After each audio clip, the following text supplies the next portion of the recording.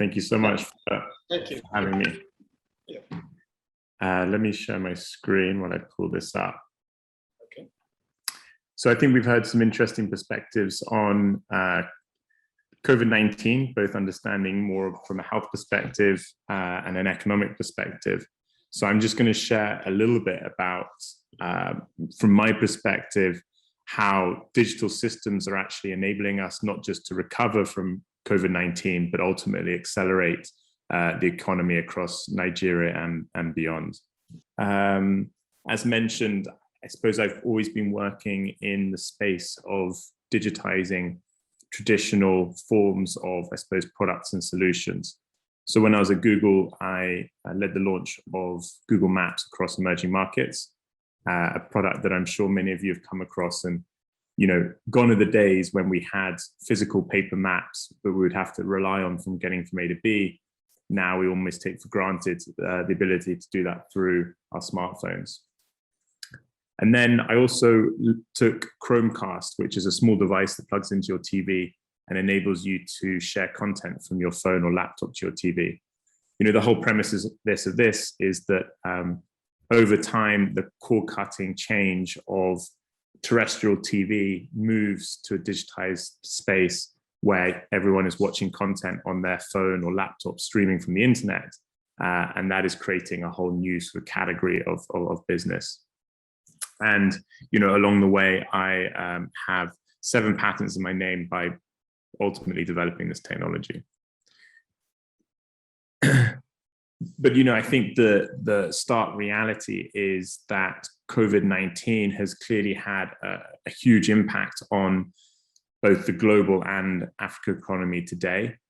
The official statistics right now say Sub-Saharan Africa was contracted by 2% last year.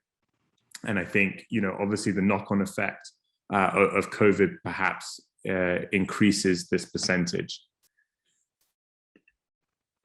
And as a result, you know, not only is there the significant health impacts that we know about and read about every day, but also there's significant impact on businesses and people's employment. So in Nigeria, 20% of workers lost their jobs due to the COVID-19 pandemic. Not only does that have a direct impact on everyone's immediate lives and their families, but also has a big impact on the economy. However, there is also, you know, some upside around this. So as a result of COVID-19 and really the digitization or the acceleration of these services, we've seen some interesting change in how people access. You know, at a time when traditionally people were used to physically going to banks, not being able to do that actually accelerated the adoption of mobile money and financial services.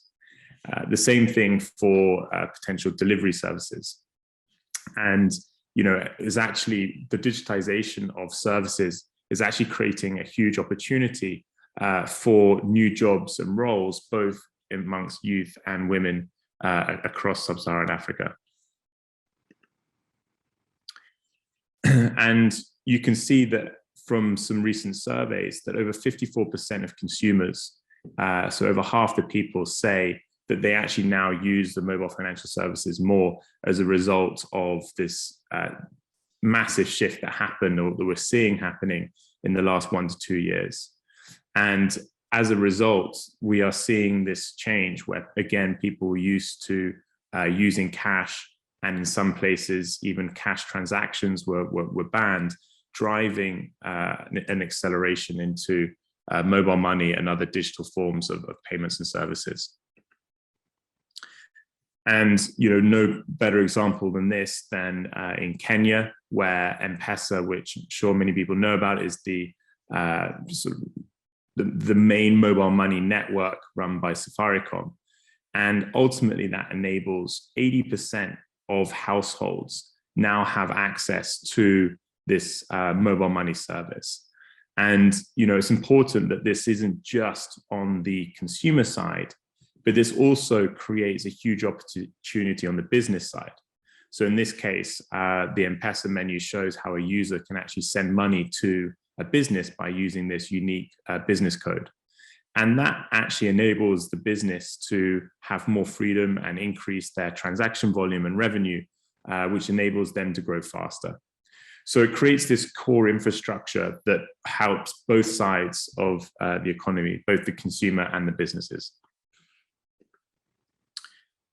And it's not just mobile money and financial services that's increased through this space. We've also seen a dramatic increase in acceleration in e-commerce. So, clearly e-commerce is a significant sector in a lot of large developed markets. And really, we're still at a nascent stage of that in many African markets. A lot to do with many factors, both the spending power of most of the population, but also tied down to the types of services, products being offered, the logistics powering it, etc. And what you're seeing here is a graph of actually Jumia, which is probably the largest e-commerce provider across sub-Saharan Africa. And you can see that its stock price rose 8 times through the COVID-19 pandemic. So from March 2020, when really the sort of pandemic, I suppose, hit global fruition, to a year later, you can see the significant growth driven by ultimately the increase in demand of people who are not able to leave their house and wanting and needing access to products and services delivered to their door.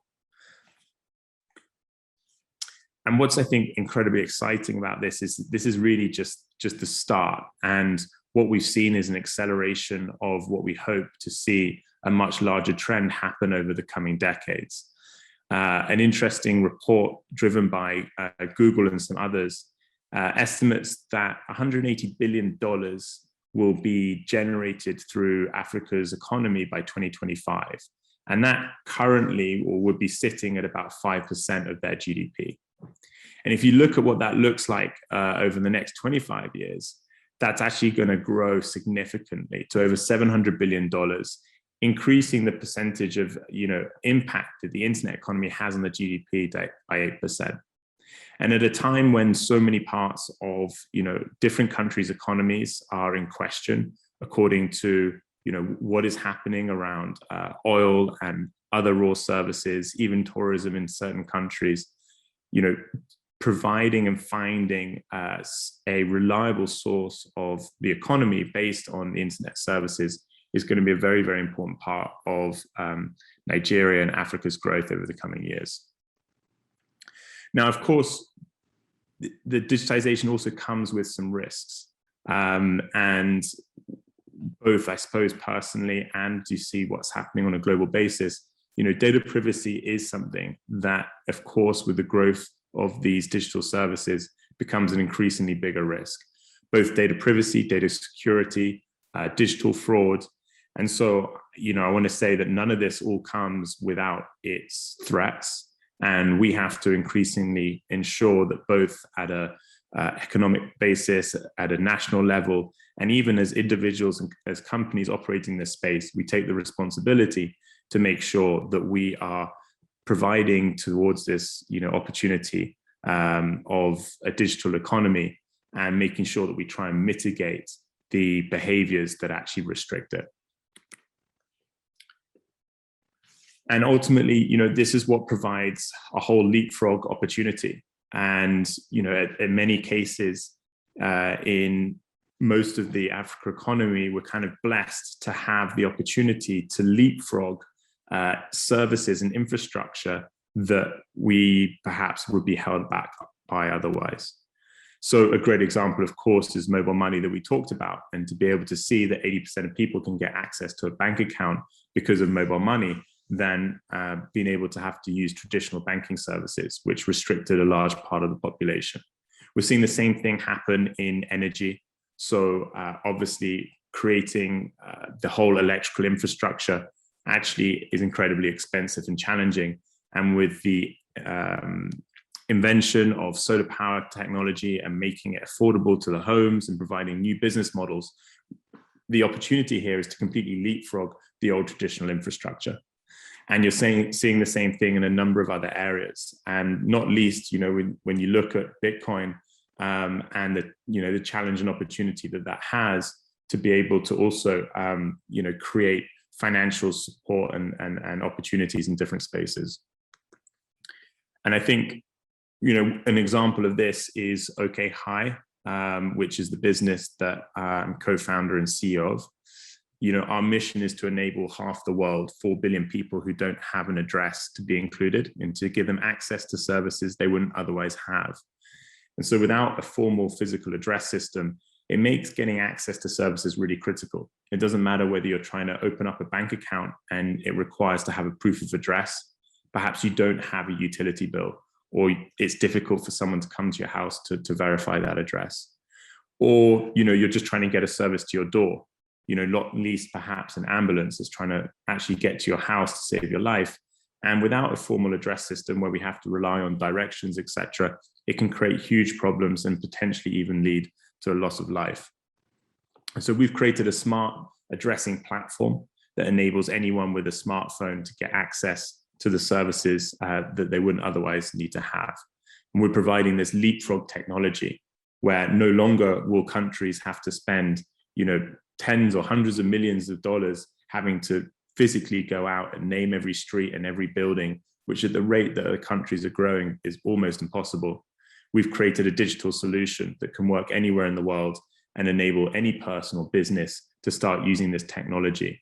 And so we hope that we can follow in the footsteps of a service like M-Pesa. We've just launched in Nigeria, which is our key market. And we hope that we can ultimately create what M-Pesa is to Kenya, and the sort of, create this sort of identity around innovation in Africa. We believe that we can do the same around physical and smart addressing and put Nigeria on the map for being one of the most forward countries adopting this technology, both at a consumer, business, and at a national level.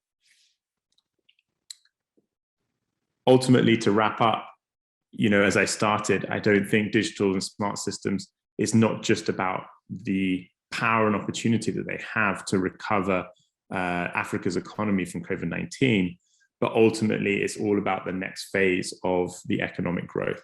And unless we embrace the digitization of services, both as individuals and businesses and economies, we're going to be left behind. And therefore, it's part of all our responsibility to embrace the change. Thanks very much.